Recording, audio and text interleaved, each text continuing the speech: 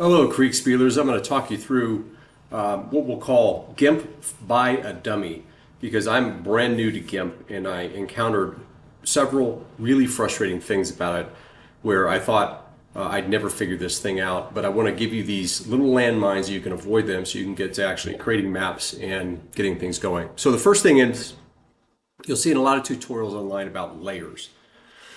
And if you look up to your top here, you've got the ability to create a layer and what I have up on the board now is a 1 to 42,500 map that I've been working on for one of my scenarios. And this is the base image. So all I have inside here right now is an image.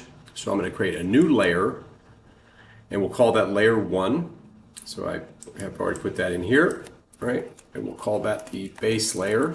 Actually, I'm going to change my mind there. We're going to call it base layer, okay?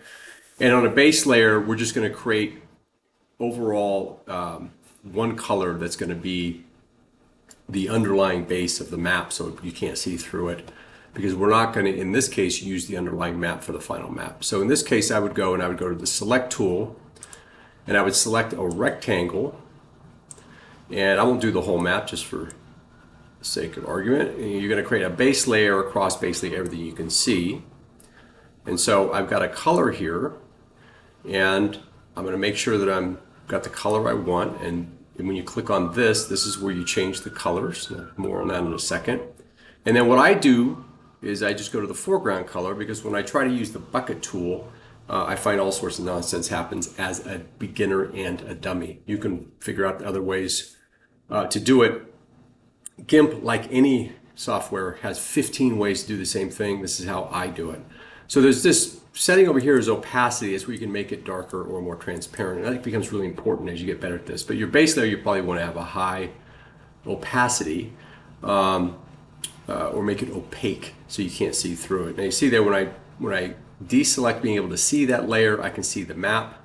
And when I select this back. Now here's one of the sources of all sorts of mischief with this thing. If you think you're in a layer and you start trying to act, you might find out that you're in the wrong layer. So the first thing before you take any action is just glance over here and make sure that you're in the layer that you want to be modifying, and make sure that it's visible or not depending on what's going on. Let me give you an example. So let's say I have this nice base layer and I want to create a hill, and it's just a very simple hill that I want to create. But I'm actually seeing this, but I've, for whatever reason, actually selected the underlying image. And so what will happen is I'll go over here and say, oh, I'm going to make a hill, so I'm going to do free select, and then I'm going to draw a nice hill here. Oh, look how nice that hill is. And then here I'm just going to create another color, and then oh, look at that. And then I got a new color, and then I'm going to go ahead and put that in my foreground color. Oh, what's happening there? I did my foreground color and the hill didn't do my foreground color. Well, let me do it again, because I probably did it wrong. Well, what's happening there? It didn't do it again. Okay, now what's happened is if you look over here, you can see that I've made it on the base map, not on the top layer. And that sounds so ridiculously simple, but there are hours you'll spend having put something on the wrong layer and you're fishing through trying to find it, right? So the second part of it is, okay, this thing is outlined, and now I want to unoutline it, because I want to do a next action, or I want to take and get rid of this item or whatever. In other programs, you just hit delete and that will go away. It doesn't work with GIMP. So let's say now I want to do something different. I want to come over here and I want to try maybe to make another hill, or I want to take my paintbrush and I want to do something over here. But gosh, nothing's happening. What's going on? It must be me. GIMP's not working. Frustration follows. Well, what's happened is, because this area is selected, it's the active part. You've basically, the active part of the surface, you've told the program this is where I'm working. So if you go over here and start clicking around, the program's not going to respond. It's saying, no, you dummy, you're not working up here, you're working down there, right? So you need to deselect that. And the way you do that is a very intuitive and easy thing to discover on your own. It's Control-Shift-A, because why wouldn't it be Control-Shift-A? That's just intuitive, right? So Control-Shift-A for Microsoft-based computer is going to be your Command-Shift-A for Macs. Will actually deselect that and then allow you to do more stuff. So I can basically, at this point then, use my free select tool to create another thing. I'm sorry, I had that on my paintbrush. Or I can take my eraser and begin erasing things. Now you see what's happening here? I'm erasing the actual underlying image because I'm in the wrong layer. If I was up here on this layer, okay, then I'd be erasing things up here.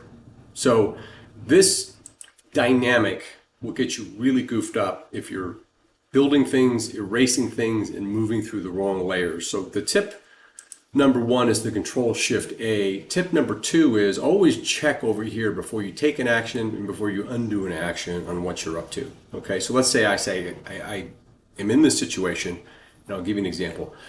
I'm going to get rid of those hills on the base map. That was a silly thing to put on there. And in fact, I've ruined my map, but I'm going to go ahead and get rid of those base hills. So I go down to I undo the top so it's not obscuring it any longer. And I go down to the bottom layer. I make sure I can see it. And then I take action with the hills, right? Now, because I'm in my base image, I'm getting just white. I'll have to do some, go to James's other excellent video to figure out how to repair this. But then I can take and get rid of my hills. In reality, if you get into this situation, re-upload your image because you're going to spend more time messing with a damaged image than just starting over from scratch, which is the power of layers.